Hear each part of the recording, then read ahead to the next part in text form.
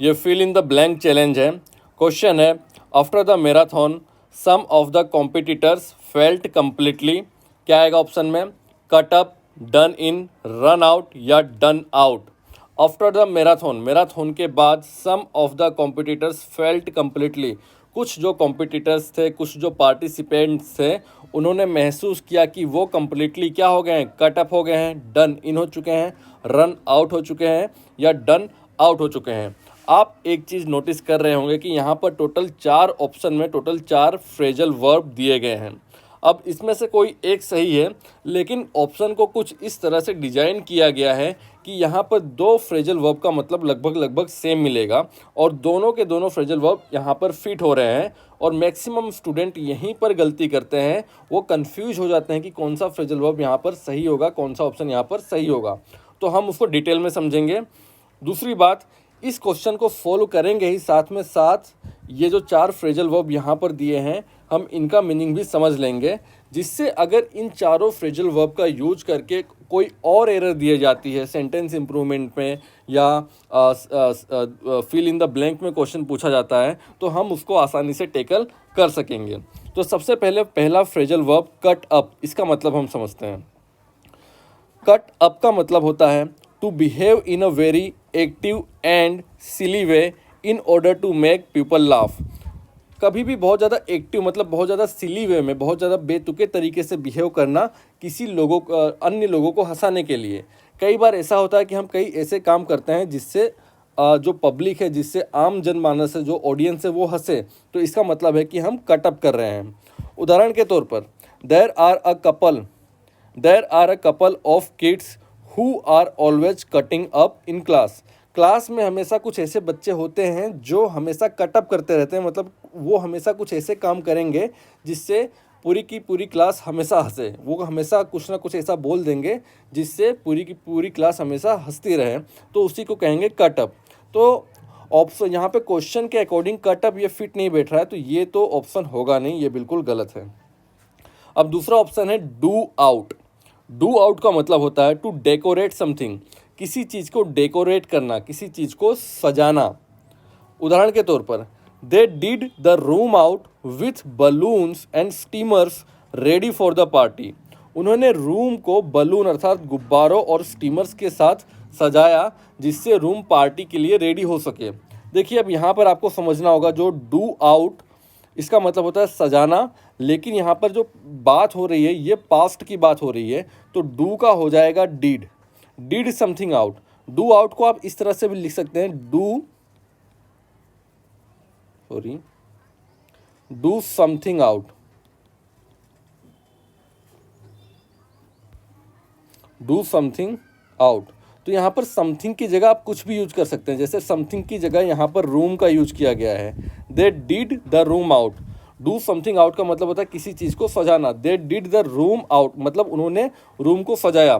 Past की बात हो रही है तो डू का हो जाएगा डिड और समथिंग की जगह आ जाएगा रूम। अब रूम की जगह आप कुछ भी ले सकते हैं, आप बिल्डिंग का यूज कर सकते हैं, दे डिड बिल्डिंग आउट मतलब उन्होंने बिल्डिंग को सजाया। ठीक है। और दूसरा एग्जाम्पल समझते हैं। इफ़ अ रूम और building is done out in a particular way, it is decorated and furnished in that way. अगर कोई भी एक रूम या बिल्डिंग को डन आउट किया जाता है, मतलब यहाँ पर देखिए पार्टिसिप, ये पेसिव वॉइस है, तो पेसिव वॉइस में इज प्लस V3 का यूज होगा, वर्ब का थर्ड फॉर्म। तो यहाँ पर जो डू आउट है, तो डू का थर्ड फॉर्म क्या हो जाएगा? डन हो जाएगा, तो डन आउट हो जाएगा। ये पेसिव वॉइस है, थर्ड फॉर्म यूज होगा। इफ़ अ रूम और बिल्डिंग इज डन आउट, अगर किसी रूम और बिल्डिंग को डन आउट किया जाता है, डू आउट किया जाता है, इसका मतलब है कि उसको सजाया जाता है, उसको फर्निश किया जाता है जिससे वो अच्छी दिखे।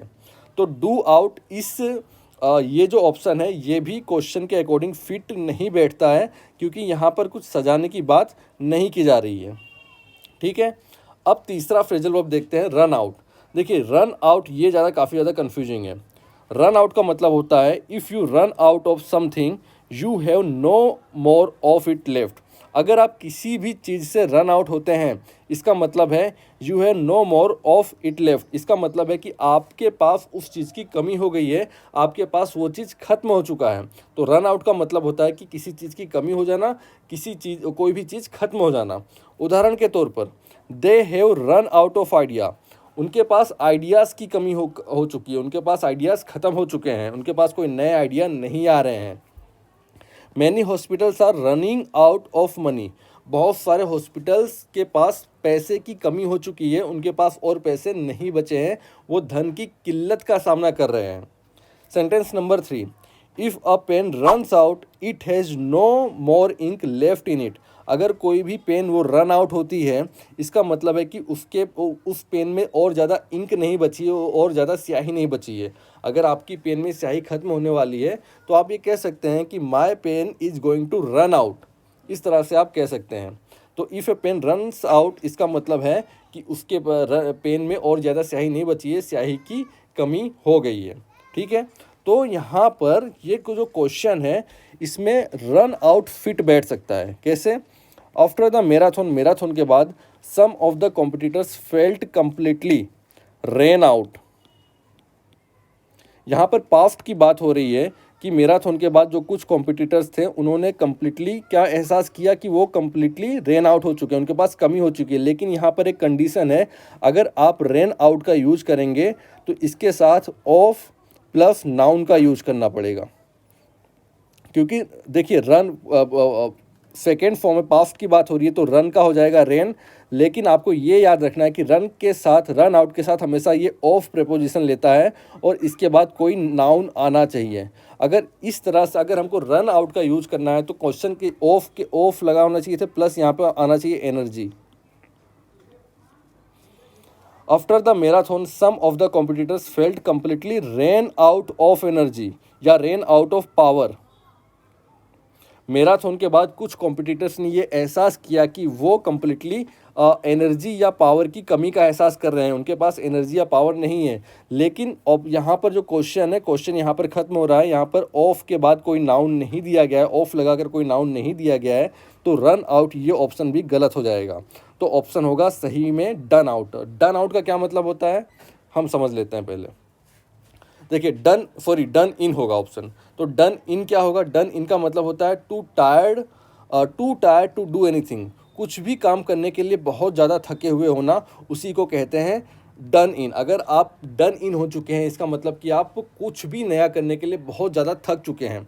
उदाहरण के तौर पर I was really done in after the game के बाद, गेम खेलने के बाद मैं बहुत ज़्यादा थक गया था कि मैं और कुछ कर ही नहीं सकता था। I was really done in after the game, ये आप यूज़ कर सकते हैं, या I felt really done in after the game, आप ये भी यूज़ कर सकते हैं, दोनों सही है। Sentence number 2, poor SSC aspirant was done in when he got home. जो एसएससी एस्पायरेंट था, पुअर का मतलब गरीब नहीं होगा, बेचारा होगा, मतलब हर तरह से मारा हुआ इंसान। तो यहाँ पर जो बेचारा एसएससी एस्पायरेंट था वो जब घर पे आया तो उसके बाद वो बहुत ज़्यादा डन इन हो चुका था, बहुत ज़्यादा थक गया था, वो इतना थक चुका था कि वो और कोई काम नहीं कर सकता था। ठीक है, तो डन इन, तो यहाँ पर जो चारों ऑप्शन के अकॉर्डिंग डन इन ये फिट बैठेगा।